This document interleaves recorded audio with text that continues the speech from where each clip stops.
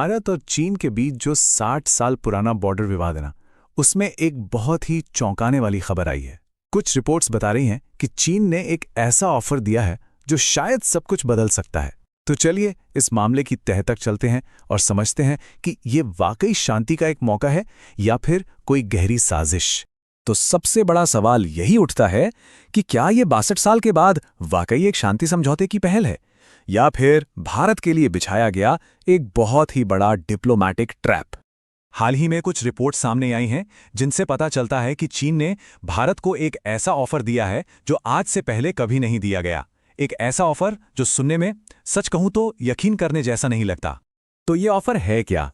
देखिए, सीधे शब्दों में कहें तो रिपोर्ट्स का दावा है कि चीन कह रहा है कि वो अक्साई चिन लौटाने को तैयार है, लेकिन बदले में उसे अरुणाचल प्रदेश की तवांग घाटी चाहिए। और हां, ये मत सोचिएगा कि अक्साई चिन कोई छोटा मोटा इलाका है। ये 48,000 स्क्वायर किलोमीटर का बहुत बड़ा एरिया है, मतलब लगभग हरियाणा जितना बड़ा, जिस पर चीन ने 1962 की जंग से कब्जा कर रखा है।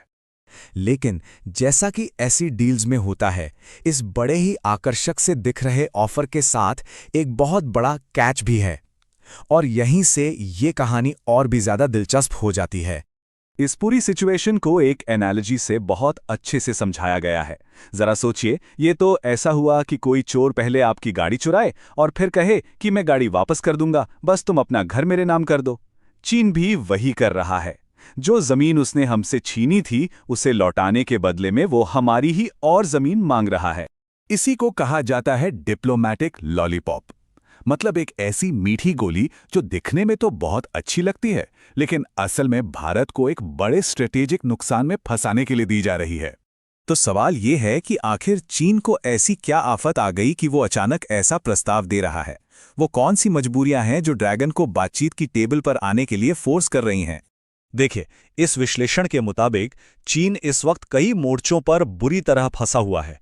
एक तरफ उसकी इकोनॉमी लड़खड़ा रही है, दूसरी तरफ दुनिया में वो अकेला पड़ता जा रहा है, और सबसे बड़ी बात, अब उसे बॉर्डर पर एक नए भारत का सामना करना पड़ रहा है जो झुकने को तैयार नहीं है। तो चीन चाहता है कि भारत से मामला सुलझाकर अपना पूरा ध्यान ताइवान और अमेरिका पर लगा सके। और चीन की आर्थिक हालत का अंदाजा बस इस एक आंकड़े से लगाइए। रिपोर्ट्स के मुताबिक वहां के युवाओं में बेरोजगारी दर 40% तक पहुंच गई है। ये एक बहुत बड़ा अंदरूनी दबाव है। और इसी बीच भारत का रुख पूरी तरह से बदल चुका है। कहां 1950 के दशक के हिंदी चीनी भाई भाई के नारे थे, और कहां आज का भारत है, जहां बॉर्डर पर S-400 मिसाइलें तैनात हैं और सेला टनल जैसा वर्ल्ड क्लास इंफ्रास्ट्रक्चर बन रहा है। लेकिन एक सवाल अब भी बाकी है। इतने बड़े अक्साई चिन के बदले चीन को वो छोटा सा तवांग ही क्यों चाहिए? आखिर तवांग में ऐसा क्या खास है? जवाब है उसका जबरदस्त स्ट्रेटेजिक महत्व। देखिए, तवांग की लोकेशन ऐसी है कि वो तिब्बत में आने जाने के रास्ते को कंट्रोल करता है। अगर ये चीन के हाथ लग गया तो वो अरुणाचल पर अपने दावे को और मजबूत कर लेगा, और तो और वो भूटान को भारत से पूरी तरह काट कर उस पर जबरदस्त दबाव बना सकता है।